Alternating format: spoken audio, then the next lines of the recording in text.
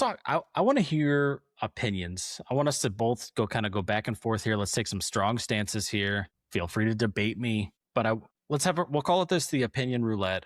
And let's have some rules here that we'll establish. Don't do any research to anything I say, and I won't do anything to what you say either. But you have to take a stance. You have to say yes or no. You have to agree or disagree, and we can kind of talk about why or why not. Okay. About just any opinions you have. It can be college football or NFL for where we're at right now. So some examples might be like this team is better than their record, which I can start off with that one. I'll start off with that one. The Baltimore Ravens are better than their record.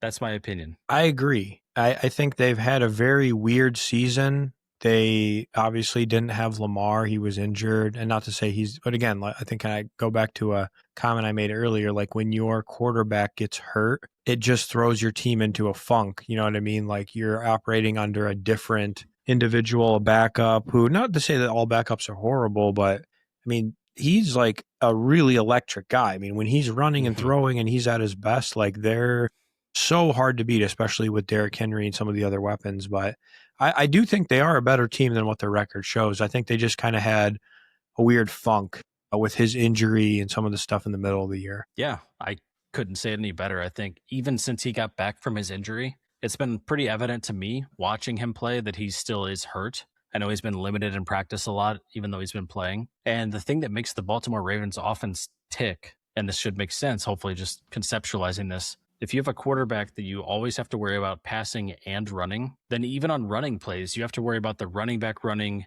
and or the quarterback running. There's always multiple people you've got to be clued in on. And so the offense doesn't work as well when you take that away, because then it's like, well, in running situations, we're only worried about the running back. In passing situations, we're only going to cover the pass. And so I think that the more injured he is, the worse that entire offensive scheme works, because the whole plan of that offense, the whole structure is built around the dual threat of him being a quarterback.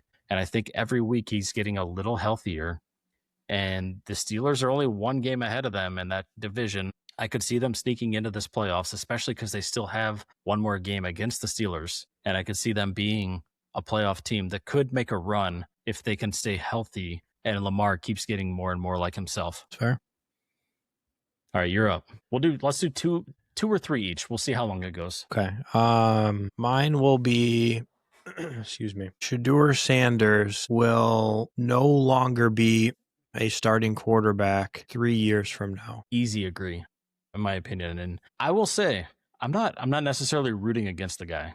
I think that the narrative would be so phenomenal if he was a star in this league because of what he's gone through with the draft and then having another rookie start over him and being like the fifth string quarterback to all of a sudden becoming a starter. Not to say that's all because of his successes, because it's mostly because of entry and trades, but he beat a really bad team in the Raiders and he played good in that game. Yeah. But then he did not play well the game before that. He didn't play well his second start against the 49ers. He statistically played really well against the Titans, which is like the worst team in the league, but still lost the football game through no fault of his own. Yep. And then he had a horrible game this past week against, I think it was the Bears they played, which there was a big, like, Jerry Jeudy dropped a long pass that should have been a great play for him, but yeah, it was a 0 touchdown and 3 interception game. I don't think it's inconceivable that he's not even a backup in 3 years, let alone he's definitely not a starter, in my opinion. Deshaun Watson comes back at some point, and he's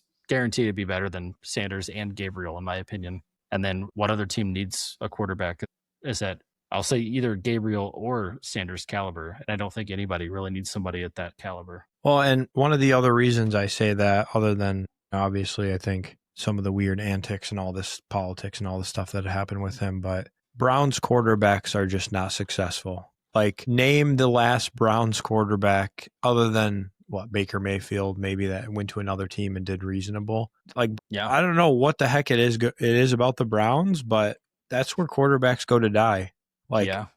It's so weird. It's such a weird concept, but I just think not only does he have all those other things working against him, but the fact that he plays for the Browns, that's a major downfall. Yeah. Yeah. Not a good situation overall. So unless he gets traded, there's a possibility, but I don't know that he gets traded and is a starter. I think he comes in, if he gets traded, he may be a backup, or if somebody's absolutely desperate, like this weird Colts situation where they absolutely needed someone.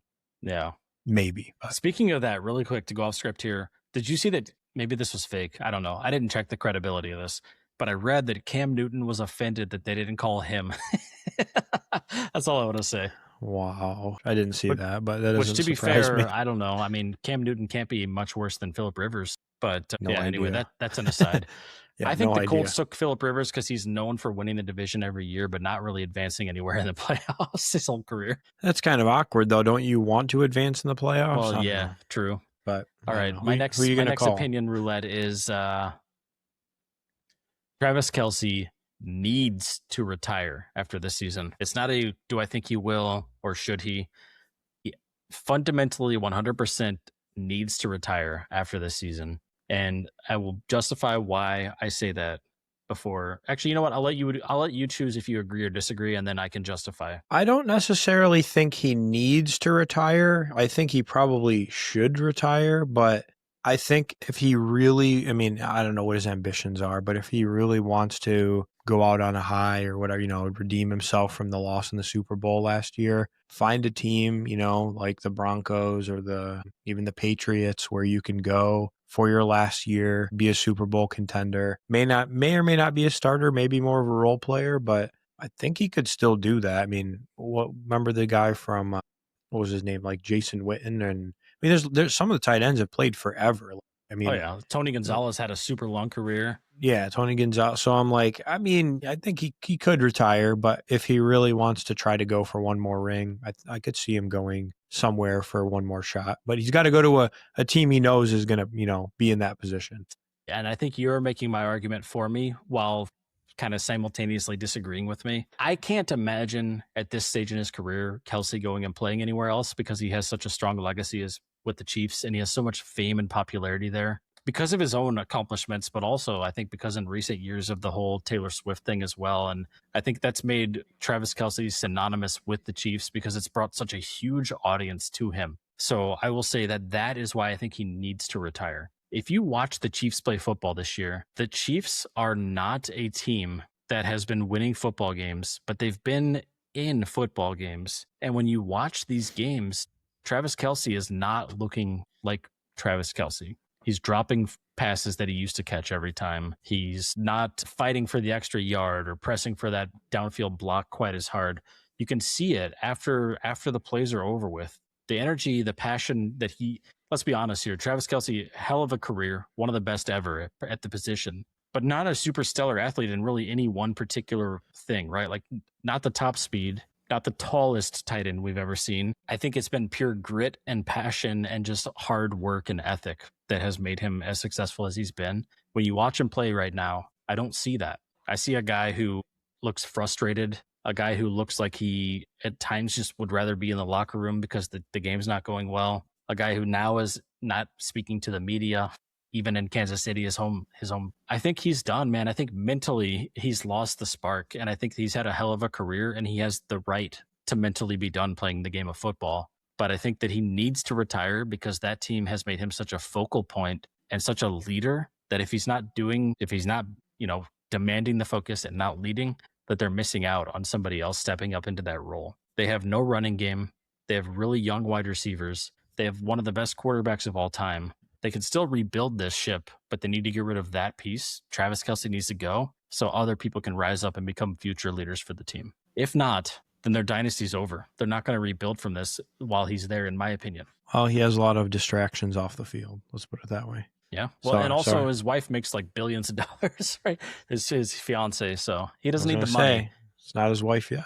It's got to be for the love of the game. And I think he's had the love of the game before. And I don't know if he still has the same love for the game. That's me wrapping it up in a bow and shipping it off as a Christmas gift of knowledge. His love has been stolen. You could say that. Yeah. I mean, he's got something else that he cares about in his life just as much as football now. And hey, that's awesome. Yeah. You know, shouldn't we all have something that we love as much as a child's game? All right. Do I have the last one? Yeah. Give me one more. All right. Quick question for clarity. Does it have to be NFL or can it be anything? No, it can be college. Let's just stick to football. I had a good one for you. Nope. Then that's fine. It just better not be about LeBron James because that shit. How'd you know? Me, if we go down that rabbit hole, that will be a whole hour, and we're not doing that again. Well, honestly, we can make a whole episode in like March about the GOAT of basketball, and it could be a whole episode. We're not doing that tonight, though. We need to bring in a debate panel for that episode though, so that we can have like, you know As what I long as they're mean? non-biased, because I'm tired of people who are just haters. They can't realize the greatness that they're seeing. Hey, that's what the panel's for. You can hear all sides. No, mine was going to be, and if you don't want to answer this, that's okay. Mine was going to be that LeBron James needs to retire. Yeah, after this year, I would 100% agree with Yeah. that. I That think that that LeBron was James, just like what I just simply said about mine. Kelsey, I don't think that necessarily he's mentally as gone as Kelsey is, but physically he's losing it.